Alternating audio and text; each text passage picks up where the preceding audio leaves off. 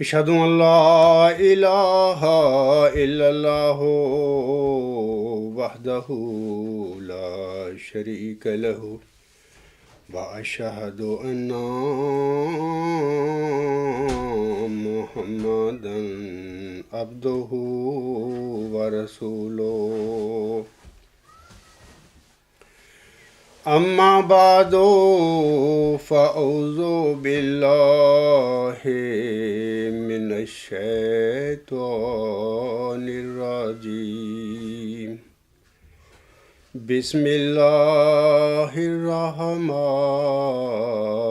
الرحيم الحمد لله رب العالمين الرحمن الرحيم مالك يوم الدين إياك نعبد وإياك نستعين اهدنا الصراط المستقيم صراط الذين أنعمت عليهم صراط الذين أنعمت عليهم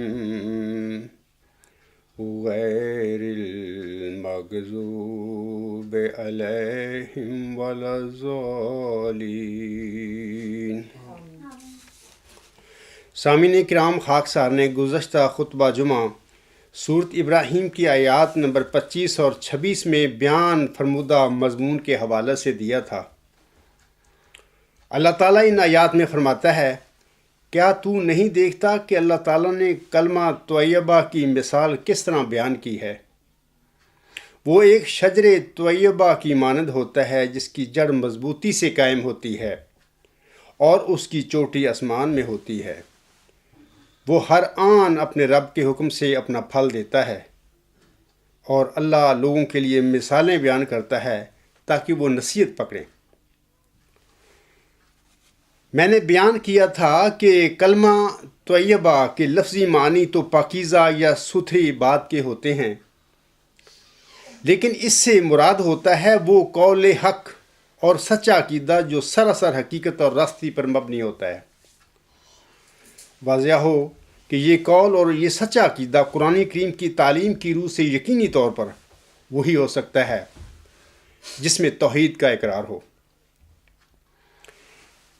اسی طرح یہ بھی واضح رہے کہ کلمہ طیبہ ایک ایسا بارآور اور ایک ایسا نتیجہ خیز کلمہ ہے کہ جو انسان اور جو قوم بھی اسے بنیاد بنا کر اپنی زندگی کا نظام اس پر استوار کر لے گی تو اسے ہر آن اس کے مفید نتائج اور دینی اور دنیاوی بھلائیاں ملتی رہیں گی۔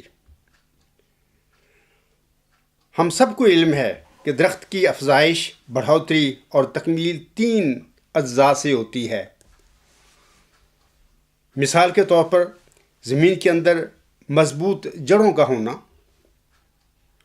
نمبر 2 اس کا تنا ہونا، مضبوط تنا ہونا، اور اسی طرح شاخوں کے ذریعے سے۔ ایسے ہی ایمان کی تکمیل بھی 3 چیزوں سے وابستہ ہے۔ نمبر 1 دل کی تصدیق سے، نمبر 2 زبان کے اقرار سے، اور نمبر 3 انسانی اعضاء کے نیک عمل کرنے سے۔ یہ تو گزشتہ خطبہ جمعہ جو میں نے دیا تھا اس کے متعلق، جو میں نے گزشتہ جمعہ میں بیان کیا تھا اس کے متعلق میں نے مختصراً عرض کیا ہے۔ اب میں آج کے خطبہ جمعہ کی طرف آتا ہوں۔ سورت ابراہیم کی آیات نمبر 27 اور 28 میں اللہ تعالیٰ فرماتا ہے، وَمَثَلُ كَلِمَاتٍ خَبِيثَاتٍ كَشَجَرَةٍ خَبِيثَةٍ اجْتُثَّتْ مِنْ فَوْقِ الْأَرْضِ مَا لَهَا مِنْ قَرَارٍ یثبت اللہ الذین آمنوا بالقول الثابت فی الحیات الدنیا وفی الآخرہ وَيُذِلُّ اللَّهُ الظَّالِمِينَ وَيَفْعَلُ اللَّهُ مَا يَشَاءُ۔ ان آیات کریمہ میں اللہ تعالیٰ فرماتا ہے، اور ناپاک یا برے کلمے کی مثال ناپاک درخت کی مانند ہوتی ہے جو زمین کے اوپر سے ہی اکھاڑ دیا گیا ہو اور اس کے لیے کوئی استحکام نہ ہو، یعنی کوئی جائے قرار نہ ہو۔ اللہ ایمان لانے والوں کو مستحکم قول یعنی قول ثابت کے ساتھ دنیاوی اور اخروی زندگی میں ثبات بخشتا ہے، جبکہ اللہ ظالموں کو گمراہ ٹھہراتا ہے اور اللہ جو چاہتا ہے کرتا ہے۔ ترمذی اور نسائی نے حضرت انس رضی اللہ تعالی عنہ کی روایت سے بیان کیا ہے کہ رسول اللہ صلی اللہ علیہ وآلہ وسلم نے فرمایا ہے کہ شجرہ طیبہ کھجور کا درخت ہے، اور اسی طرح شجر خبیثہ حنظل یعنی اندرائن کا درخت ہے۔ سامعین کرام، اندرائن فارسی زبان میں خربوزے کی شکل کا ایک پھل ہے جس کو عربی زبان میں حنظل کہتے ہیں۔ یہ دیکھنے میں بہت خوبصورت لگتا ہے، لیکن اس کا ذائقہ سخت کڑوا ہوتا ہے۔ اللہ تعالیٰ جیسے کہ فرماتا ہے وَمَثَلُ كَلِمَاتٍ خَبِيثَةٍ، اور ناپاک یعنی برے کلمہ کی مثال کا شجرۃ خبیثۃ، ناپاک خراب اور برے درخت کی طرح ہے جس کی جڑیں زمین میں گہری اور پیوست نہیں ہوتی۔ زمیندار جو لوگ ہوتے ہیں، گاؤں میں رہتے ہیں، ان کا واسطہ زمیندارے سے ہوتا ہے۔ وہ بہتر اس بات کو سمجھتی ہیں کہ بعض پودے زمین کے اوپر ہی ان کی جڑیں ہوتی ہیں، وہ ہلکا سا ہاتھ مارو تو وہ اکھڑ جاتے ہیں۔ تو یہاں پر اللہ تعالیٰ ایسے ہی پودوں کی مثال دے رہا ہے کلمہ خبیثہ کی۔ سامعین کرام، جس کلمہ میں اللہ تعالیٰ کی رضا نہ ہو وہ کلمہ یقیناً خبیثہ ہوتا ہے اور اس سے کبھی کسی کو فائدہ نہیں پہنچ سکتا۔ حضرت انس بن مالک رضی اللہ تعالیٰ عنہ کا قول ہے کہ شجر خبیثہ شربانہ ہے۔ حضرت انس رضی اللہ تعالیٰ عنہ سے پوچھا گیا کہ شربانہ کیا ہے؟ فرمایا اندرائن۔ واضح رہے کہ شجر طیبہ میں کھجور کا درخت داخل ہے اور اسی طرح شجر خبیثہ میں حنظل کا درخت شامل ہے۔ علاوہ اس کے شجر خبیثہ میں زقوم یعنی تھوہر کا درخت بھی شامل ہے، جیسا کہ تفسیر بیان فرمودہ امام مہدی و مسیح موعود علیہ السلام جلد 2 صفحات 758 تا 759 پر آپ علیہ السلام فرماتے ہیں، حضور علیہ السلام فرماتے ہیں وَمَثَلُ كَلِمَاتٍ خَبِيثَةٍ كَشَجَرَةٍ خَبِيثَةٍ اجْتُثَّتْ مِنْ فَوْقِ الْأَرْضِ مَا لَهَا مِنْ قَرَارٍ۔ ناپاک کلمہ کی مثال اس ناپاک درخت کی ہے جو زمین پر ہے، جو زمین پر سے اکھڑا ہوا ہے اور اس کو قرار و ثبات نہیں۔ جنگ مقدس پرچہ 25 مئی 1893 صفحہ 3 طبع اول۔ آگے حضور صلی اللہ علیہ وسلم فرماتے ہیں پلید کلمہ اس درخت کے ساتھ مشابہ ہے جو زمین میں سے اکھڑا ہوا ہو، یعنی فطرت انسانی اس کو قبول نہیں کرتی اور کسی طور سے وہ قرار نہیں پکڑتا، نہ دلائل عقلیہ کی روح سے، نہ قانون قدرت کی روح سے، اور نہ ہی کانشس کی روح سے، صرف قصہ اور کہانی کے رنگ میں ہوتا ہے۔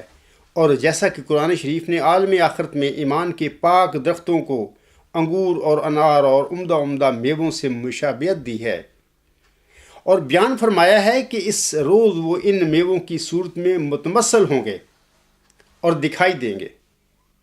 ایسا ہی بے ایمانی کے خبیث درخت کا نام عالم آخرت میں زقوم رکھا گیا ہے، جیسا کہ وہ فرماتا ہے، یعنی اللہ تعالیٰ فرماتا ہے ذَلِكَ خَيْرٌ نُزُلًا أَمْ شَجَرَةُ الزَّقُومِ۔ رپورٹ جلسہ اعظم مذاہب، صفحہ 136۔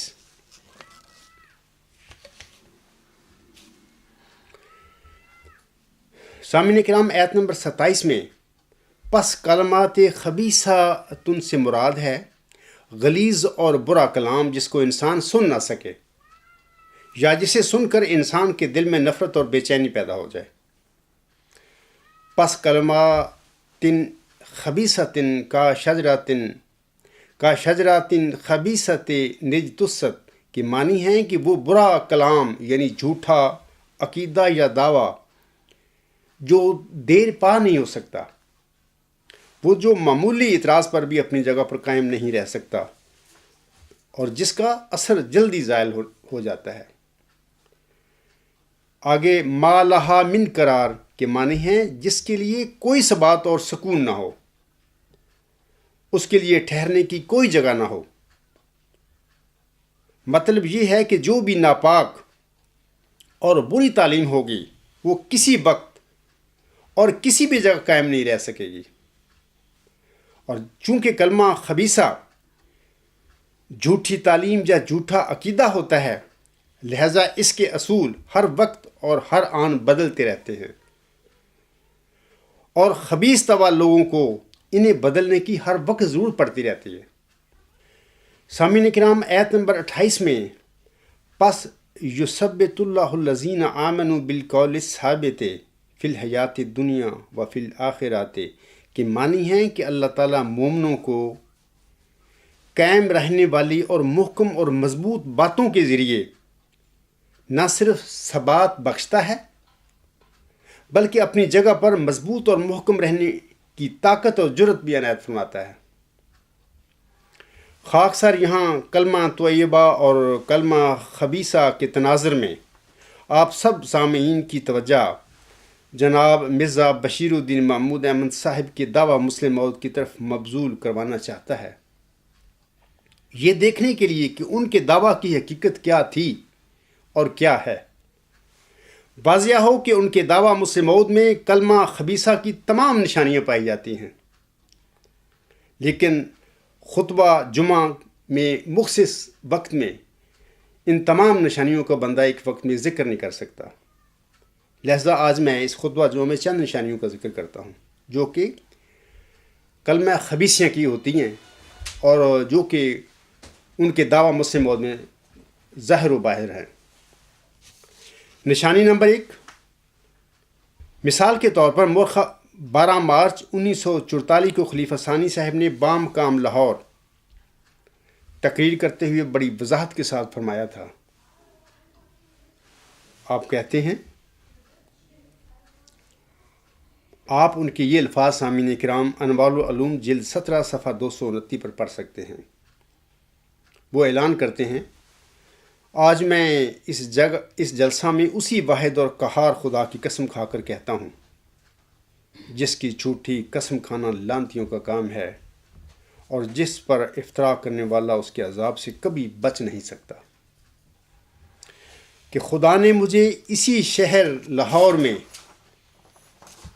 13 ٹیمپل روڈ پر شیخ بشیر احمد صاحب ایڈووکیٹ کے مکان میں یہ خبر دی کہ میں ہی مسلم موعود کی پیشگوئی کا مصداق ہوں، اور میں ہی وہ مسلم موعود ہوں جس کے ذریعہ اسلام دنیا کی کناروں تک پہنچے گا اور توحید دنیا میں قائم ہوگی۔ مورخہ 28 دسمبر 1944 کو جلسہ سالانہ قادیان کے موقع پر اپنی تقریر الموعود جس کا نام ہے انوار العلوم جلد 17 صفحہ 612 پر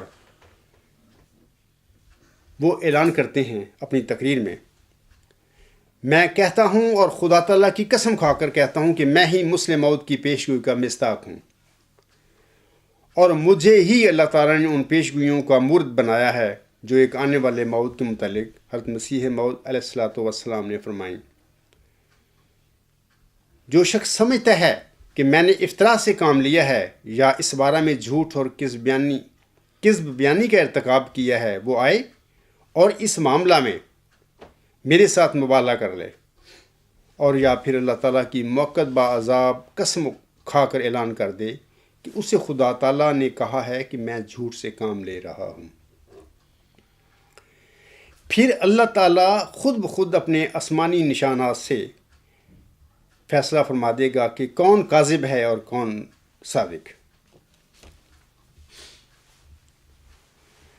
سامعین کرام، یہ تو ان کا دعویٰ جو انہوں نے کیا، پیش گوئی 20 فروری 1886 کی جو الہامی پیش ہوئی ہے، جس میں اللہ تعالیٰ نے ملہم کو، محمدی مریم کو ایک ذکی غلام کی بشارت دی تھی بطور نشان رحمت کے، اور اسی پیش گوئی میں اللہ تعالیٰ نے ایک لڑکے کی بھی خبر دے دی ملہم کو بطور فرع یا بطور ضمنی پیش گوئی کے۔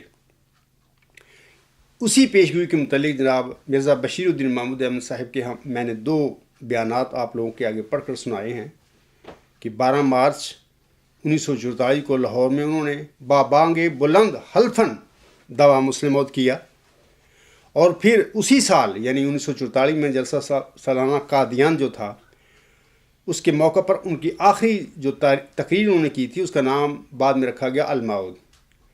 اس تقریر کے آخر پر انہوں نے پھر ابھی جو میں نے ان کا حلفاً بیان پڑھا ہے کہ جیسے وہ کہتے ہیں کہ میں کہتا ہوں اور خدا تعالیٰ کی قسم کھا کر کہتا ہوں کہ میں ہی مسلم موعود کی پیشگوئی کا مصداق ہوں۔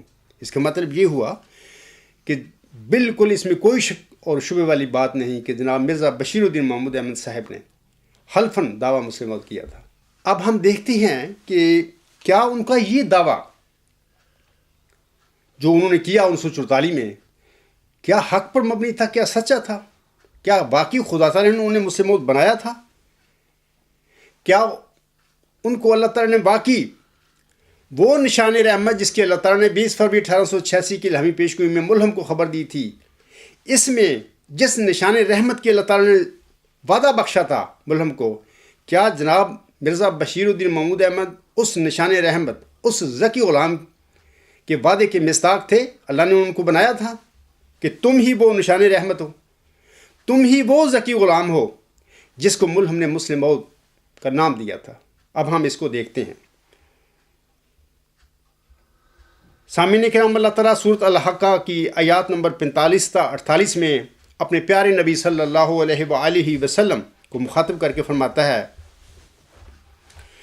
وَلَوْ تَقَوَّلَ عَلَيْنَا بَعْضَ الْأَقَاوِيلِ لَأَخَذْنَا مِنْهُ بِالْيَمِينِ ثُمَّ لَقَطَعْنَا مِنْهُ الْوَتِينَ فَمَا مِنْكُمْ مِنْ أَحَدٍ عَنْهُ حَاجِزِينَ۔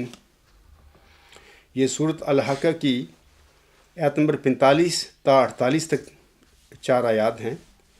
جناب مرزا بشیر الدین محمود احمد صاحب ان آیات کا ترجمہ اس طرح کرتے ہیں، اور اگر یہ شخص یعنی اللہ تعالیٰ فرماتا ہے، اور اگر یہ شخص یعنی محمد صلی اللہ علیہ وآلہ وسلم ہماری طرف جھوٹا الہام منسوب کر دیتا، خواہ ایک ہی ہوتا، تو ہم یقیناً اس کو دائیں ہاتھ سے پکڑ لیتے اور اس کی رگِ جان کاٹ دیتے، اور اس صورت میں تم میں سے کوئی نہ ہوتا جو اسے درمیان میں حائل ہو کر خدا کی پکڑ سے بچا سکتا۔ یہ تو اللہ تعالیٰ نے ان آیات میں یعنی سورۃ الحاقہ کی ان آیات میں جو بھی شخص اللہ تعالیٰ کی طرف جھوٹ منسوب کرے گا، جھوٹا اعلان بنائے گا یا افترا کرے گا اللہ پر، اللہ تعالیٰ نے اس انسان کی یعنی جھوٹے ملہم من اللہ کی، مفتری اللہ کی یہ سزا مقرر فرما دی ہے اپنے اس کلام میں جو محمد عربی صلی اللہ علیہ وآلہ وسلم کے دل پر نازل فرمایا تھا، اور حضرت صلی اللہ علیہ وسلم کے حوالہ سے ان کو مخاطب کر کے فرمایا اللہ نے کہ اگر کوئی یعنی اگر تو یہ کام کرتا تو میں تیری بھی رگِ جان کاٹ دیتا۔ تو جب اللہ تعالیٰ نے اپنے پیارے نبی صلی اللہ علیہ وسلم کے متعلق یہ فرما دیا کہ اگر یہ شخص یعنی محمد عربی صلی اللہ علیہ وآلہ وسلم اپنی طرف سے کوئی جھوٹا الہام بنا کر میری طرف منسوب کرے گا تو میں اس کو یہ سزا دے دوں گا، یعنی شہرک کے کاٹنے کی، یعنی قطع وطین کی. تو پھر کوئی اور انسان خدا تعالیٰ پر جھوٹا الہام کا افتراء کر کے کس طرح اس سزا سے بچ سکتا ہے؟ سورۃ الحاقہ کی سامعین کرام انہی آیات الہی کے حوالہ اور روشنی میں حضرت امام مہدی و مسیح موعود علیہ السلام اپنی کتاب 40 نمبر 4 روحانی خزائن جلد 17 صفحہ 434 پر جھوٹے مدعی الہام کے متعلق فرماتے ہیں. آپ السلام فرماتے ہیں، اسی وجہ سے میں بار بار کہتا ہوں کہ صادق کے لیے آن حضرت صلی اللہ علیہ وآلہ وسلم کی نبوت کا زمانہ نہایت صحیح پیمانہ ہے، اور ہرگز ممکن نہیں کہ کوئی شخص جھوٹا ہو کر اور خدا پر افتراء کر کے آن حضرت صلی اللہ علیہ وآلہ وسلم کے زمانہ نبوت کے موافق یعنی 23 برس تک مہلت پا سکے، ضرور ہلاک ہوگا. ایسے ہی اسی کتاب میں یعنی 40 نمبر 4 میں روحانی خزائن جلد 17 صفحہ 433 پر فرماتے ہیں، آپ علیہ السلام فرماتے ہیں، اور قرآن شریف میں 100 جگہ اس بات کو پاؤ گے کہ خدا تعالیٰ مفتری اللہ کو ہرگز سلامت نہیں چھوڑتا، اور اسی دنیا میں اس کو سزا دیتا ہے اور ہلاک کرتا ہے. یعنی حضور صلی اللہ علیہ وسلم فرماتے ہیں کہ جو اللہ کی طرف جھوٹ بولے گا، جھوٹا الہام بنائے گا، اللہ پر افتراء کرے گا، تو اللہ تعالیٰ اس کو نہ صرف اس دنیا میں سزا دے گا بلکہ اس کو ہلاک بھی کرے گا. 2 باتیں حضور صلی اللہ علیہ وسلم نے فرمائی، بھی سزا بھی دے گا اور ہلاک بھی کرے گا. اے میرے احمدی اور غیر احمدی مسلمان بھائیوں، اگر جناب خلیفہ ثانی صاحب کا دعویٰ مسلم موعود حق پر مبنی ہوتا یا کلمہ خبیثہ کی بجائے کلمہ طیبہ ہوتا تو اللہ تعالیٰ نے سورۃ الحاقہ میں جھوٹے ملہم اور مفتری اللہ کے لیے جو قطع وطین کی سزا مقرر فرمائی ہوئی ہے، آپ قطع وطین کی اس سزا کا ہرگز شکار نہ ہوتے. لیکن آپ کے دعویٰ مسلم موعود کے ٹھیک 10 سال بعد مورخہ 10 مارچ 1954 کو نماز عصر کے بعد ان کے اپنے حفاظتی نظام کے باوجود اللہ تعالیٰ نے مسجد مبارک ربا میں ان کی شہرک کو قطع کر کے کیا ان کے الہامی دعویٰ مسلم موعود کا جھوٹا ہونا یعنی کلمہ طیبہ ہونے کی بجائے کلمہ خبیثہ ہونا ثابت نہیں کیا تھا؟ سامعین کرام، یقیناً یہ ہی حق اور سچ ہے اور یہی کچھ ہوا تھا.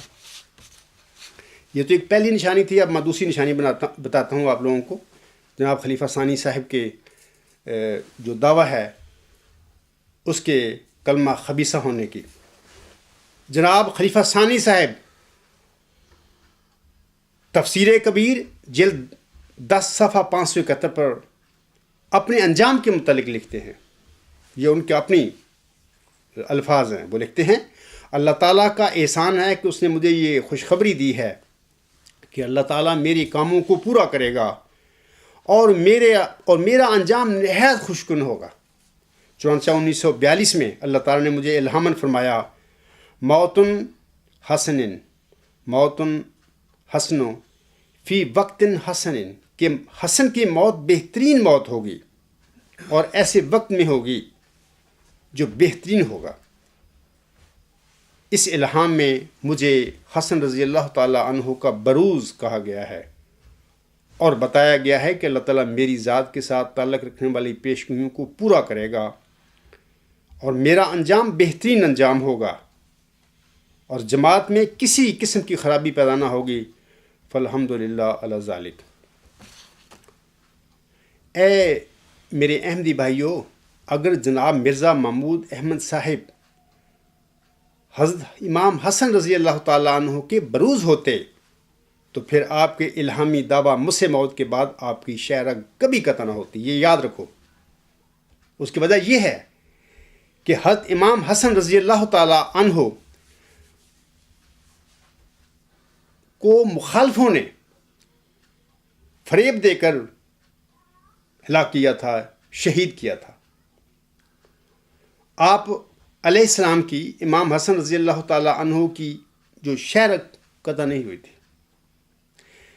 تو جب حضرت امام حسن رضی اللہ تعالیٰ عنہ کی کسی جھوٹے دعویٰ کے نتیجے کے طور پر ان کی وطین قطع ہی نہیں ہوئی تھی، تو پھر جناب مرزا بشیر الدین محمود احمد، جن کے جھوٹے دعویٰ مسلم موعود کے 10 سال بعد اللہ تعالیٰ نے ان کی اپنی مقرر کردہ سزا کے مطابق ان کی شہرت قطع فرما دی تھی، تو پھر وہ بشیر الدین محمود احمد حضرت حسن رضی اللہ تعالیٰ عنہ کا بروز کیسے ہو سکتا ہے؟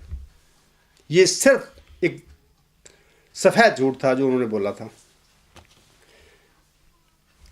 خلیفہ ثانی صاحب کی اپنے جھوٹے دعویٰ مسلم موعود کے نتیجہ میں سامعین کرام پہلے قاتلانہ حملے کے نتیجہ میں ان کی شہرت قطع ہوئی تھی. بعد ازاں وہ مفلوج ہو کر آہستہ آہستہ عبرت کا نشان بنتے چلے گئے. وہ دماغی طور پر بھی اور جسمانی طور پر بھی اپاہج ہو کر کم و بیش 10 سال تک بستر مرگ پر ایڑیاں رگڑتے رہے. زندگی کے آخری 10 سالوں میں جماعتی امور سے عملاً لا تعلق ہو چکے تھے. بطور یاد دہانی میں آپ سب لوگوں کو بتانا چاہتا ہوں کہ یہ بیانات اور تاثرات میرے نہیں بلکہ خود خلیفہ ثانی صاحب کے اپنے ہیں، جو آپ ہی کے جاری کردہ مؤکر روزنامہ الفضل میں شائع ہوئے تھے اس زمانے میں. جیسا کہ آپ فرماتے ہیں، یہ الفضل 12 اپریل 1955 میں لکھے ہوئے لفظ ہیں. آپ کہتے ہیں، مجھ پر فالج کا حملہ ہوا اور اب میں پخانہ پیشاب کے لیے بھی امداد کا محتاج ہوں. 2 قدم بھی چل نہیں سکتا. جو لوگ مجھ پر جھوٹے گند بکتے پھر رہے ہیں اس وقت، میں ان لوگوں کو کہوں گا کہ آپ ان الفاظ کو پڑھیں، اپنے دماغوں پر زور دے کر سوچیں کہ ان کے ساتھ کیا ہوا تھا. آپ میرے متعلق گند بکتے پھر رہے ہیں. الحمدللہ میں پھر رہا ہوں اور صحت مند ہوں، اور تم سب کو جو اللہ تعالیٰ نے مجھے مشن سونپا ہے، جو سچائی اور ہدایت دی ہے، آپ لوگوں کے آگے کھول کھول کر رکھ رہا ہوں. اسی طرح سامعین کرام، الفضل 26 اپریل 1955 میں وہ لکھتے ہیں کہ 26 فروری کو مغرب کے قریب مجھ پر بائیں طرف فالج کا حملہ ہوا اور تھوڑے وقت کے لیے میں ہاتھ پاؤں سے معذور ہو گیا. دماغ کا عمل معطل ہو گیا اور دماغ نے کام کرنا چھوڑ دیا. یہ ان کے الفاظ ہیں، وہ خود فرما رہے ہیں، جنہوں نے یہ کہا تھا 1942 میں کہ جی میں حسن رضی اللہ تعالیٰ امام حسن رضی اللہ تعالیٰ عنہ کا بروز ہوں اور میرا انجام جو نہایت خوشکن ہوگا. یہ ان صاحب کے الفاظ ہیں. 26 اپریل الفضل 1955 میں نا. آگے اسی اخبار میں، یعنی 26 اپریل 1955 میں کے اخبار میں ہی ان کی ایک بیان چھپتا ہے. وہ کہتے ہیں، میں اس وقت بالکل بیکار ہوں اور 1 منٹ نہیں سو سکتا. میں لوگوں کو بتانا چاہتا ہوں کہ دیکھو، نبی جو ہوتے ہیں، مرسل آتے ہیں، وہ سارے ان کے ساتھ بھی یہ بیماریاں لگی ہوتی ہیں، وہ بھی بیمار ہوتے رہتے ہیں زندگی میں. اور بہت سارے انبیاء کی مثالیں ہیں جن کو مخالفوں نے شہید بھی کیا ان کی زندگیوں میں. تو یہ بیمار ہو جانا کسی کا یا صرف کو شہید کر دینا، یہ کوئی ایسی بات نہیں ہے، ایک نارمل بات ہے. مثال کے طور پر آن حضرت صلی اللہ علیہ وسلم فرمایا کرتے تھے صحابہ رضی اللہ تعالیٰ عنہم اجمعین کو کہ آپ کو بھی بخار ہوتا ہے، مجھے بھی ہوتا ہے. مجھے جو بخار ہوتا ہے آپ لوگوں سے ڈبل ہوتا ہے، اس کی زیادہ دباؤ شدت ہوتی ہے بخار میں. تو یہ بیمار ہونا کوئی ایسی بات نہیں ہے. لیکن سوال یہ ہے کہ ایک الہامی دعویٰ کرنے والا شخص جس کو الہام بھی ہوتا ہے، وہ الہام بھی کہتا ہے کہ موتن حسن فی وقت حسن، کہ مجھے میرا جو اینڈ ہے، میرا جو انجام ہے وہ بہت خوشکن ہوگا. اور انہوں نے دعویٰ کیا اور حلفاً دعویٰ کیا. ان کا اینڈ جو ہوا، جو ابھی میں نے پڑھ کے سنایا ہے، ان کی شہرت قطع ہوئی اور ان کے مسجد میں اپنے حفاظتی نظام جو انہوں نے بنایا ہوا تھا، ان کے ہوتے ہوئے سب کچھ ہوا. اور یہ جو فرما رہے ہیں اپنی زندگی کے متعلق فرما رہے ہیں کہ میرا یہ حال ہے. یہ 1955 کی باتیں ہیں. اے میرے فکر و تدبر سے خالی اور سادہ لو احمدی بہنوں بھائیوں، آپ خود فیصلہ کریں، کیا جناب خلیفہ ثانی صاحب کا انجام خوشکن ہوا تھا یا کہ بد انجام ہوا تھا؟ اب میں تیسری نشانی جو ہے ان کے دعویٰ کے سلسلے میں، جو اس بات کا ثبوت دیتی ہے کہ ان کا جھوٹا دعویٰ جو تھا مسلم موعود کا، وہ کلمہ خبیثہ کی مثال تھا، وہ میں آپ لوگوں کو بتاتا ہوں۔ خلیفہ ثانی صاحب بامقام لاہور 12 مارچ 1944 کو احمدی اور غیر احمدی سامعین کو مخاطب کرتے ہوئے اعلان کرتے ہیں۔ وہ کہتے ہیں، میں ابھی 17-18 سال کا ہی تھا کہ خدا نے مجھے خبر دی کہ ان الذین اتبعوک فوق الذین کفروا الی یوم القیامہ، اے معمود میں اپنی ذات کی ہی قسم کھا کر کہتا ہوں کہ یقیناً جو تیرے متبع ہوں گے وہ قیامت تک تیرے منکروں پر غالب رہیں گے۔ سامعین کرام، ان الفاظ کو غور سے سنیں۔ وہ کہتے ہیں کہ اے معمود، میں اپنی ذات کے، اللہ کے حوالے سے وہ بات کر رہے ہیں، اے معمود میں اپنی ذات کی ہی قسم کھا کر کہتا ہوں کہ یقیناً جو تیرے متبع ہوں گے وہ قیامت تک تیرے منکروں پر غالب رہیں گے۔ آگے وہ کہتے ہیں، یہ خدا کا وعدہ ہے جو اس نے میرے ساتھ کیا، میں ایک انسان کی حیثیت سے بے شک 2 دن بھی زندہ نہ رہوں، مگر یہ وعدہ کبھی غلط نہیں ہو سکتا۔ جو خدا نے میرے ساتھ کیا کہ وہ میرے ذریعہ سے اشاعت اسلام کی ایک مستحکم بنیاد قائم کرے گا، اور میرے ماننے والے قیامت تک میرے منکرین پر غالب رہیں گے۔ اگر دنیا کسی وقت دیکھ لے کہ اسلام مغلوب ہو گیا، اب اسلام کو دیکھ لو، اس کا کیا حال ہے اسلام کا۔ 56-57 ملک ہیں اسلامی، ان کے سربراہ مسلمان ہیں بظاہر۔ اب دیکھو دین مصطفیٰ وسلم کا کیا حال ہے، دین اسلام کا کیا حال ہے اس ٹائم۔ آگے وہ کہتے ہیں، اگر دنیا کسی وقت دیکھ لے کہ میرے ماننے والوں پر میرے انکار کرنے والے غالب آ گئے، تو بے شک تم سمجھ لو کہ میں ایک مفتری تھا۔ اب میں یہ بھی یاد رکھو، اب 22 سال سے میں جماعت احمدیہ کے خلفاء اور علماء کو بلا رہا ہوں میدان میں کہ دیکھو مرزا بشیر الدین محمود احمد اپنے دعویٰ مسلم موعود میں غلطی خوردہ تھے، اور میں ان سب کے آگے وہ 13 مبشر الہام جو ذکی غلام کے متعلق مرزا صاحب پر اللہ تعالیٰ نے نازل کیے تھے، وہ آگے رکھتا ہوں کہ یہ الہام کہہ رہے ہیں، میں نہیں کہہ رہا، یہ کہہ رہے ہیں کہ وہ ذکی غلام، وہ مسلم موعود اللہ تعالیٰ نے محمدی مریم حضرت مرزا غلام صاحب کو بطور جسمانی لڑکے دیا ہی نہیں تھا، وہ پیدا ہی نہیں ہے ان کے گھر۔ تو پھر مرزا بشیر الدین محمود احمد ان کا بیٹا پیش گوئی مسلم موعود کا مصداق کیسے ہو سکتا ہے؟ اللہ تعالیٰ نے تو ان مبشر الہامات میں یہ بھی طے فرما دیا کہ وہ جو حلیم غلام ہوگا، ذکی غلام ہوگا، وہ مسیح مبارک احمد ہوگا۔ اس کا مطلب یہ ہے کہ وہ مبارک احمد کے بعد پیدا ہوگا، کیونکہ مسیح ہمیشہ اصل کے بعد پیدا ہوتے ہیں۔ کیا قادیانی خلفاء اور علماء مجھے وہ مسیح مبارک احمد حضرت مرزا غلام صاحب کے گھر میں نصرت جہاں بیگم رضی اللہ تعالی عنہا کے بطن سے پیدا ہوا دکھا سکتے ہیں وہ کون تھا؟ دس مینز کہ وہ مسیح مبارک احمد، وہ جو مسلم موعود تھا، وہ جو ذکی غلام تھا، اللہ تعالیٰ نے محمدی مریم حضرت مرزا غلام صاحب کو بطور جسمانی لڑکا دیا ہی نہیں، وہ ایک روحانی فرزند تھا، کیونکہ اللہ تعالیٰ نے حضرت مرزا غلام صاحب کو محمدی مریم کا مقام بخشا تھا روحانی۔ وہ ایک کامل مرد تھے، وہ عورت نہیں تھے۔ ایک کامل مرد کو اللہ تعالیٰ نے محمدی مریم کا ایک روحانی مقام و مرتبہ بخشا۔ اس کا مطلب یہ ہے ان کی دعا کے نتیجے میں آئندہ پیدا ہونے والا بھی ایک روحانی وجود ہوگا، وہ ان کا روحانی فرزند ہوگا۔ اگر تو موسی مریم کی طرح حضرت مرزا صاحب علیہ السلام ایک عورت ہوتے، فزیکلی ایک عورت ہوتے، تو اللہ تعالیٰ ٹھیک ہے، جیسے موسی مریم کو اللہ تعالیٰ نے ذکی غلام ان کی جسم سے بخشا تھا، بطن سے دیا تھا، تو یہاں پہ بھی دیتے۔ جب یہاں وہ معاملہ ہی نہیں، اللہ تعالیٰ نے امت محمدیہ میں ایک کامل مرد کو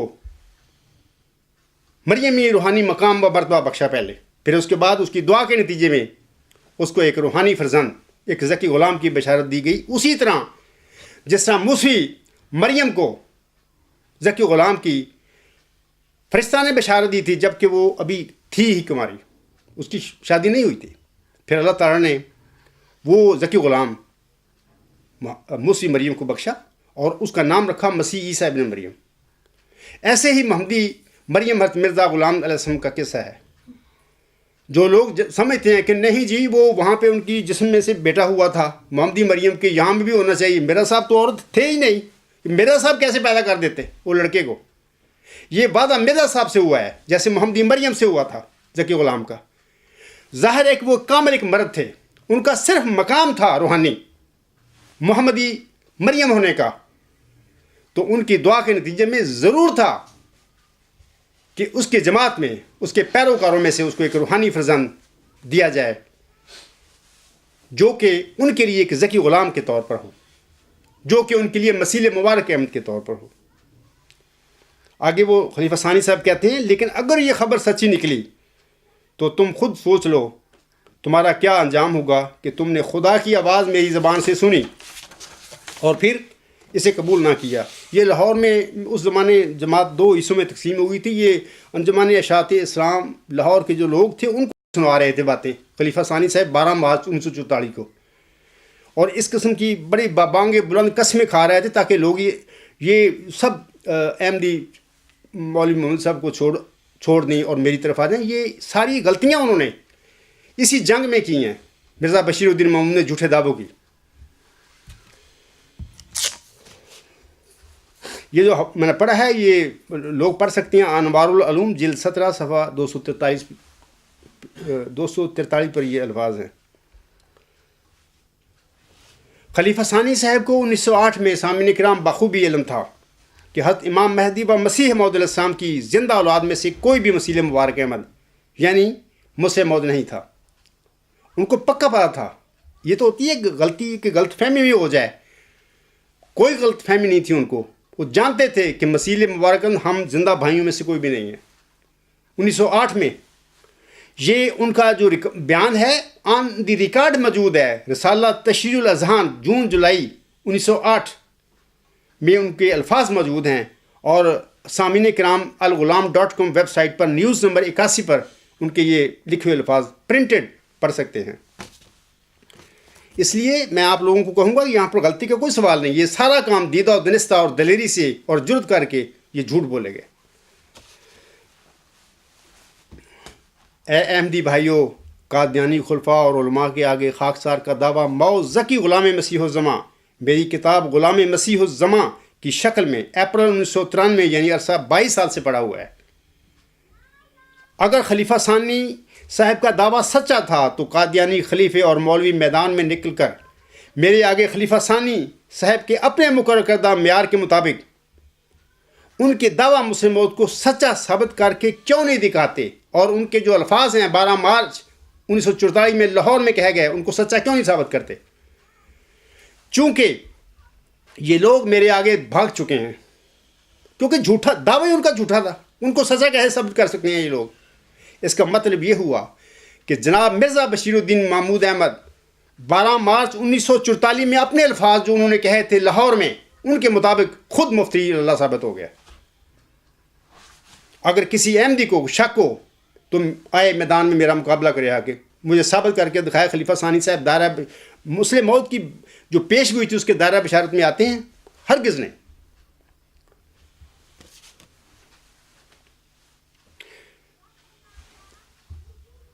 اے احمدی بھائیوں، قادیانی خلیفوں اور مولویوں کے میدان سے بھاگنے سے کیا ثابت ہوتا ہے؟ کیا یہ ثابت نہیں ہوتا کہ جناب خلیفہ ثانی صاحب کا الہامی دعویٰ مسلم موعود سچا ہونے کی بجائے یقیناً سچا ہونے کی بجائے یعنی کلمہ طیبہ ہونے کی بجائے کلمہ خبیثہ تھا؟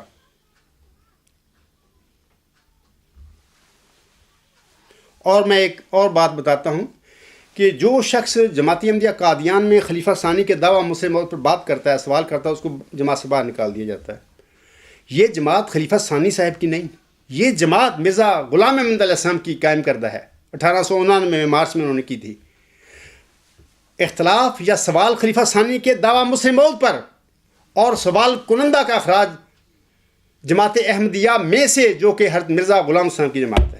دیکھو یہ کیسے پھر یہ کیا ہم کہہ سکتے ہیں کہ خلیفہ ثانی نے اپنا جھوٹا دعویٰ لوگوں سے مرزا غلام صاحب کے پشت پر کی وجہ سے ان کا سہارا لے کر لوگوں سے منوایا کہ نہیں تو میں ان کی جماعت سے خارج کر دوں گا۔ اگر محمد عربی صلی اللہ علیہ وسلم کے صدق پر سوال ہو سکتا ہے، اگر مرزا غلام صاحب کی سچائی پر سوال ہو سکتا ہے، ہر نبی کی سچائی پر سوال ہو سکتا ہے، تو مرزا بشیر الدین محمود احمد کے دعویٰ مسلم موعود کی سچائی پر سوال کیوں نہیں ہو سکتا؟ ضرور ہو سکتا ہے، ہونا چاہیے۔ لیکن یہ لوگ کہتے ہیں کہ جماعت احمدیہ قادیان میں کوئی سوال نہیں ہوگا۔ تو خود آپ اندازہ کر لیں کہ جس جماعت کا یہ حال ہو، لوگوں کے منہ بند کر دیے ہو، گنگے بنا دیے ان کو، ان سے سوال کا حق چھین کر، اور ان کی جو اللہ نے آزادی ضمیر دی ہے، اللہ نے فرمایا ہے لا اکراہ فی الدین، دین میں کوئی جبر نہیں ہے، لیکن جماعت احمدیہ قادیان میں جبر ہی جبر ہے، تم سوال ہی نہیں کر سکتے خلیفہ ثانی کے دعویٰ مسلم موعود کے بارے میں۔ تو جب ہر نبی کے سچائی کے سلسلے میں سوال ہو سکتا ہے، تو خلیفہ ثانی کا کیا ہے؟ کیا نبیوں سے بڑے ہیں وہ؟ کوئی نبیوں سے بڑے نہیں ہیں۔ اصل میں بات یہ ہے کہ سوال سے اس لیے محروم کیا گیا ہے لوگوں کو، کیونکہ یہ لوگ جانتے ہیں، خلیفہ جانتے ہیں، مولوی جانتے ہیں، ان کو دعوی جھوٹا ہے، ہم کیا کریں گے پھر؟ یہ بات اصل کہانی ہے۔ یہ تو میں نے 3 نشانیاں بیان کی ہیں آپ لوگوں کے آگے، میں ایک چوتھی نشانی آپ لوگوں کے آگے بیان کرتا ہوں۔ جن سامعین کرام، جن مدعیوں کے دعوے سچی ہوتے ہیں، دعوی سچے ہوتے ہیں، یعنی کلمات خبیثہ ہونے کی بجائے کلمات طیبہ ہوتے ہیں، انہیں اپنے دعوی کو منوانے کے لیے طاقت کی ضرورت نہیں ہوا کرتی، بلکہ ان کے پاس دلائل ہوتے ہیں۔ لیکن جن کے دعوی جھوٹے ہوتے ہیں، جن کے کلمات طیبہ ہونے کے بجائے کلمات خبیثہ ہوتے ہیں، انہیں اپنے دعوی کو منوانے کے لیے ہر قسم کی طاقت اور ہتھ کنڈے استعمال کرنے پڑتے ہیں۔ میں احمدی قادیانیوں سے پوچھتا ہوں کہ کیا تمہاری جماعت احمدیہ قادیان میں مرزا بشیر الدین محمود احمد صاحب نے یہ کام نہیں کیے سارے؟ اپنے دعوے کو منوانے کے لیے جماعت توڑی، 2 لخت کر دی مرزا صاحب کی جماعت۔ اس کے بعد جماعت احمدیہ قادیان نے جس انسان نے بھی سوال اٹھایا مرزا بشیر الدین محمود احمد کے دعویٰ مسلم موعود کے سلسلے میں، اس کو خارج کر دیا گیا۔ کیا یہ صادقوں کی نشانیاں ہیں یار؟ کیا یہ کلمات طیبہ کی باتیں ہیں؟ کلمات طیبہ بڑا سٹرانگ ہوتا ہے۔ ابھی میں نے گزشتہ خطبہ جمعہ میں بھی میں نے ان باتوں کی تشریح کی ہے، اس جمعہ بھی میں کر رہا ہوں۔ اس قسم کے معاملات، کمزوریاں کلمات خبیثہ میں ہوتی ہیں، اس کو کوئی قرار نہیں ہوتا، اس کی جڑیں بے واسطہ نہیں ہوتی زمین میں۔ اسی طرح جھوٹے دعووں کا حال ہوتا ہے، وہ بھی کلمات خبیثہ کی طرح ہوتے ہیں۔ ان لوگوں نے جھوٹا دعویٰ کیا، اس کے بعد مجددیت کی صف لپیٹ دی۔ سب سے پہلے تو خلافت راشدہ کی صف لپیٹی 1914 میں۔ حضرت مرزا صاحب سامنے جو اصول مقرر فرمائے تھے صدر انجمن احمدیہ کے لیے، ان میں کمی بیشی کر دی، خود اپنی باتیں ڈال دیں۔ پھر خلیفہ ثانی کے دعویٰ تک مجددیت جاری رہی، نبوت بھی جاری رہی۔ دعویٰ کے بعد نبی تو آنے رہے، بعد کی بات میں مجدد بھی بند کر دیے، وہ بھی نہیں آ سکتے۔ لوگوں سے آزادی ضمیر چھینی، یہودیوں کی طرح اپنے متا کی کتب میں تحریف و تبدل وغیرہ کرتے پھر رہے ہیں۔ دیکھو ان کی کتابوں میں مرزا صاحب سم کی تحریروں کو توڑ موڑ رہے ہیں، بعض الہاموں کو چھپاتے ہیں مرزا صاحب سم کے، بعض کو آگے دکھاتے ہیں۔ یہ سب باتیں، یہ ایک میرا مضمون ہے تحریف کیوں، الغلام.com پہ بہت ساری مثالیں میں نے دی ہوئی ہیں لوگوں کی ان کرتوتوں کی، دیکھیں سامعین وہاں سے پڑھیں۔ سامعین کرام، وہ نقطہ نظر اور دعویٰ جو ثابت ہے، جو حق ہے، وہ وہی ہو سکتا ہے جو کلمہ طیبہ کے نتیجہ میں پیدا ہوتا ہے، یا جو کلمہ طیبہ کا پھل ہو۔ اللہ تعالیٰ ایسے قول اور ایسے نقطہ نظر کے لیے الہام فرما کر مدعی کو ثبات بخشتا ہے۔ دوسری بات یاد رکھیں کہ ایسے کلمہ کو ثبات اس لیے بھی کہا جاتا ہے، ثابت اس لیے بھی کہا جاتا ہے کہ اس کا سلسلہ اور تسلسل کبھی نہیں ٹوٹتا اور وہ دائمی ہوتا ہے۔ تیسری بات یہ بھی یاد رکھیں کہ کلمہ طیبہ کو ثابت اس لیے بھی کہا جاتا ہے کہ اس کا اثر اور نتائج نہ صرف اس دنیا تک محدود رہتے ہیں، بلکہ اخروی زندگی میں بھی اس کے نیک ثمرات انشاءاللہ تعالی ملیں گے۔ برخلاف اس کے جھوٹے دعاوی اور جھوٹے مدعیوں کا کلام نہ انہیں اس دنیا میں ثبات دے سکتا ہے اور نہ ہی اخروی زندگی میں انہیں ہلاکت سے کو بچائے گا۔ ابھی میں نے جناب مرزا بشیر الدین محمود احمد کے دعویٰ مسلم موعود کے سلسلے میں یہ باتیں آپ لوگوں کو ثابت کر کے دکھائی ہیں، 4 نشانیاں میں نے آپ لوگوں کے آگے دکھائی ہیں کہ جو جناب مرزا بشیر الدین محمود احمد کے دعویٰ مسلم موعود کے سلسلے میں 4 نشانیاں جو کلمات خبیثہ میں ہوتی ہیں، بہت ساری ہوتی ہیں، ان میں سے 4 میں نے آپ لوگوں کو آگے ثابت کر کے دکھائی ہیں کہ ان کا دعویٰ ہی جھوٹا تھا اور اس کا ایسا ہی دعویٰ تھا جیسے کلمہ خبیثہ ہوتا ہے۔ سامعین کرام، قرآن کریم ایک عظیم و شان الہامی کتاب ہے جو کہ کلمات طیبات کا مجموعہ ہے۔ اس کے یعنی قرآن کریم کے تمام دعوی 1500 سال سے آج بھی دنیا میں قائم و دائم ہیں، اور جھوٹ نہ اس کے آگے سے اور نہ ہی اس کے پیچھے سے آنے کی جرت کر سکتا ہے، کیونکہ اللہ نے اس کو فرقان بنایا ہے، فرق کرنے والا جھوٹ اور سچ میں، اور نہ ہی انشاءاللہ تعالیٰ آئندہ تا قیامت کو کر سکے گا۔ اسی طرح حضرت مرزا صاحب سام کے دعوی آج بھی سامعین کرام کلمات طیبہ کی طرح قائم و دائم اور سرسبز ہیں۔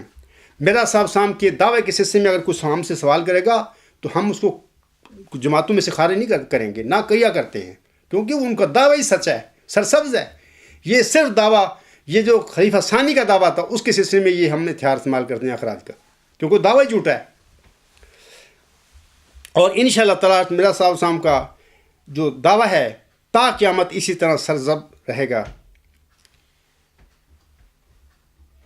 اسی طرح نمبر 3 یاد رکھیں کہ خاکسار کا دعویٰ ماؤد ذکی غلام مسیح عظمہ اور مسلم موعود بھی کلمہ طیبہ کی طرح قائم و دائم ہے، اور نہ کوئی خاکسار کی زندگی میں میرے اس دعوے کو جھٹلا سکتا ہے، اور نہ ہی بعد ازاں انشاءاللہ تعالیٰ تا قیامت کو جھٹلا سکے گا۔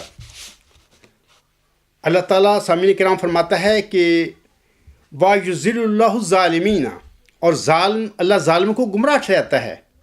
ظالم وہ ہیں جو اللہ کے کلام میں کجی پیدا کرنے کی کوشش کرتے ہیں، حق کی راہ میں رکاوٹیں ڈالتے ہیں، اور کلمات طیبہ کو بگاڑنے کی کوشش کرتے رہتے ہیں، اور اپنی نفسانی خواہشیں اس میں داخل کرتے رہتے ہیں۔ یہ سارے کام جماعت احمدیہ قادیان کے خلیفے اور مولوی اس وقت کر رہے ہیں، حضرت مرزا صاحب صاحب کی جو تعلیم ہے اس میں۔ اور پھر اللہ تعالیٰ فرماتا ہے وَيَفْعَلُ اللَّهُ مَا يَشَاءُ، اور اللہ جو چاہتا ہے کرتا ہے۔ کسی کو ایمان کی توفیق دیتا ہے اور کسی کو اسے محروم کر دیتا ہے، کسی کو ایمان پر قائم کر دیتا ہے اور کسی کو قائم نہیں کرتا۔ الغرض اللہ تعالیٰ کے کسی فعل پر اعتراض نہیں کیا جا سکتا۔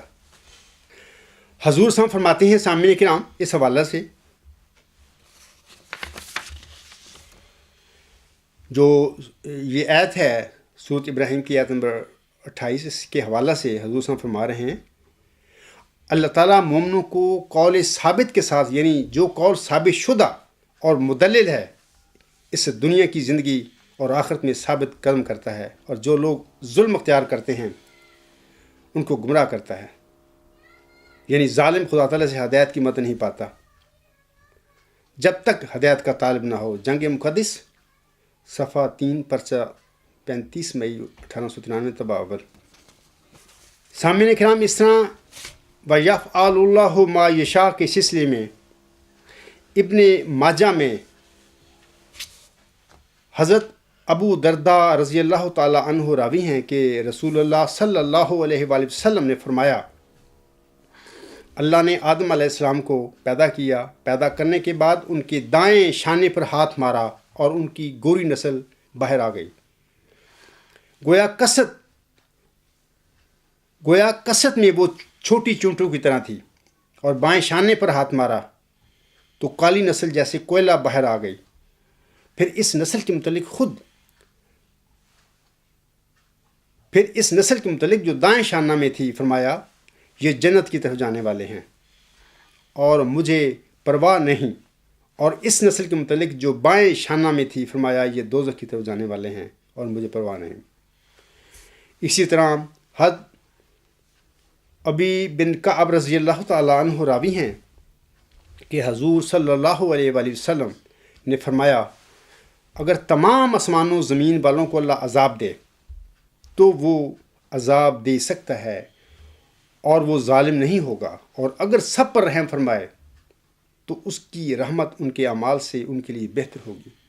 اگر کوہ احد کے برابر سونا تم راہ خدا بندی میں دے دو تو جب تک تقدیر پر تمہارا ایمان نہ ہوگا اللہ اس کو قبول نہیں فرمائے گا۔ اور جان لو کہ جو کچھ تم کو پہنچے گا وہ تم سے چوکنے والا نہیں، اور جو کچھ نہیں پہنچے گا وہ کسی طرح پہنچنے والا نہیں۔ اگر اس کے خلاف عقیدہ پر مرو گے تو دوزخ میں جاؤ گے۔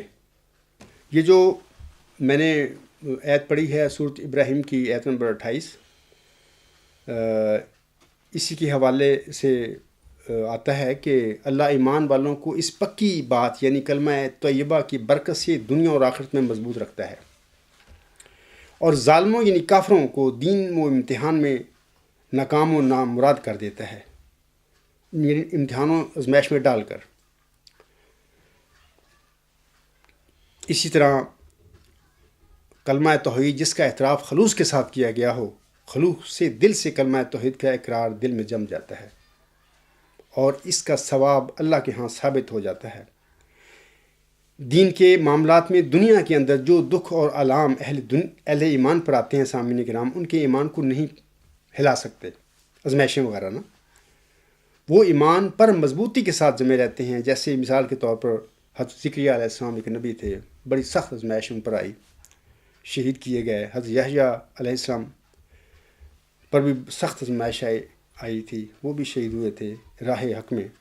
اس طرح مسیح عیسیٰ ابن مریم علیہ السلام کو بھی بدبخت یہودی صلیب پر لے گئے اور لٹکا دیا۔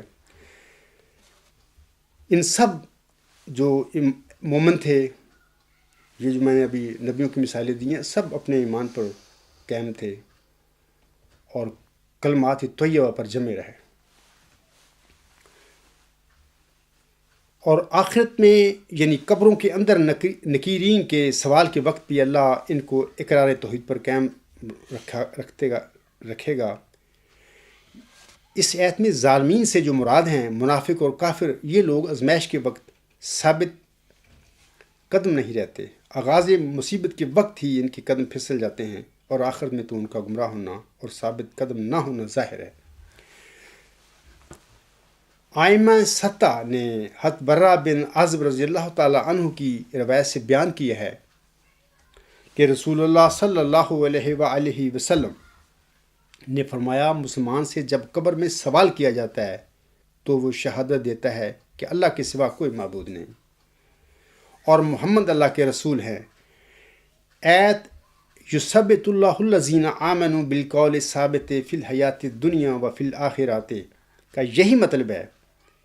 دوسری روایت میں آیا ہے کہ رسول اللہ صلی اللہ علیہ وآلہ وسلم نے فرمایا کہ ایت یثبت اللہ الذین آمنوا بالقول الثابت کا نزول عذاب قبر کے سلسلہ میں ہوا۔ صاحب قبر سے کہا جائے گا، تیرا رب کون ہے؟ وہ جواب دے گا، اللہ میرا رب ہے، محمد صلی اللہ علیہ وآلہ وسلم میرے پیغمبر ہیں۔ یہ جو روایت ہے متفق علیہ میں ہے۔ اسی طرح حضرت عثمان رضی اللہ تعالیٰ عنہ راوی ہیں کہ مردہ کے دفن سے فارغ ہو کر رسول اللہ صلی اللہ علیہ وآلہ وسلم اس کے پاس توقف فرماتے تھے اور ارشاد فرماتے تھے، اپنے بھائی کے لیے دعائے مغفرت کرو اور اللہ سے اس کے لیے ثابت قدم رہنے کی درخواست کرو۔ اس وقت اس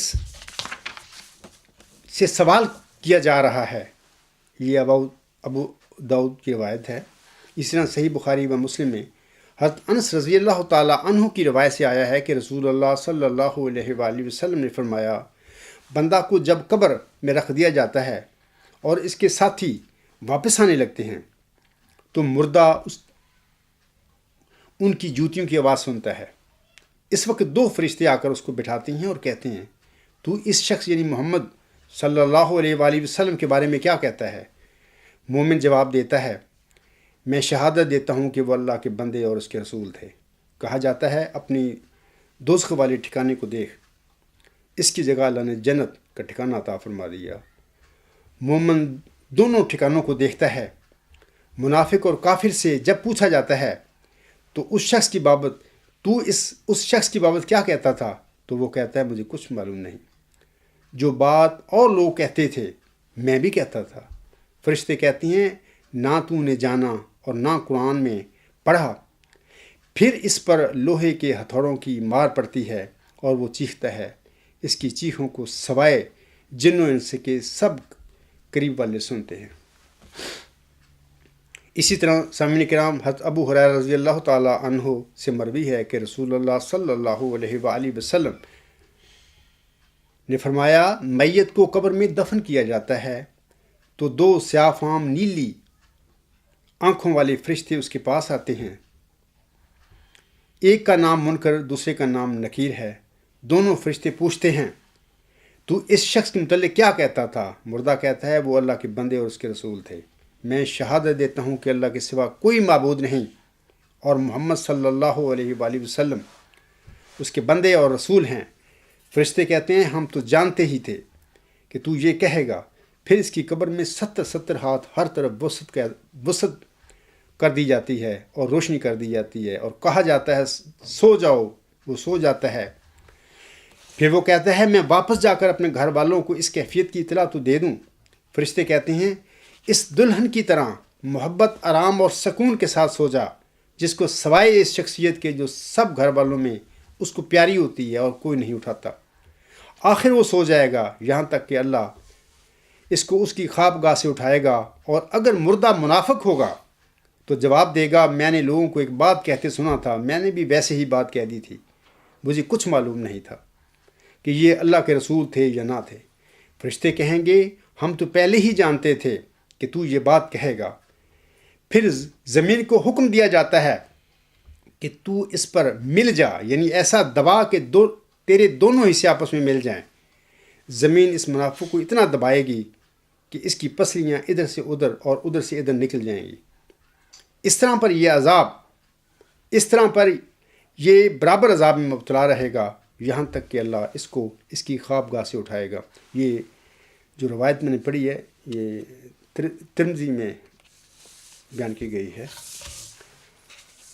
سامعین کرام، حضرت صلی اللہ علیہ وسلم کی اسی حدیث پر میں اپنا خطبہ ختم کرتا ہوں. باتیں تو اور بھی تھیں جو میں بتانا چاہتا تھا لیکن وقت نہیں ہے. وما علینا الا البلاغ وآخر دعوانا ان الحمد للہ رب العالمین.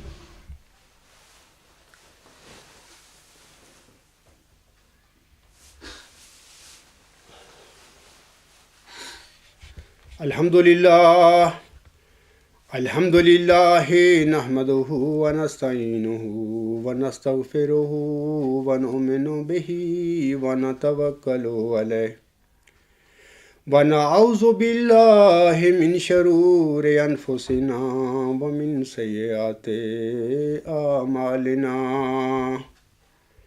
من يهده الله فلا مضل له ومن يضلله فلا هادي له. ونشهد أن لا إله إلا الله ونشهد أن محمدا عبده ورسوله.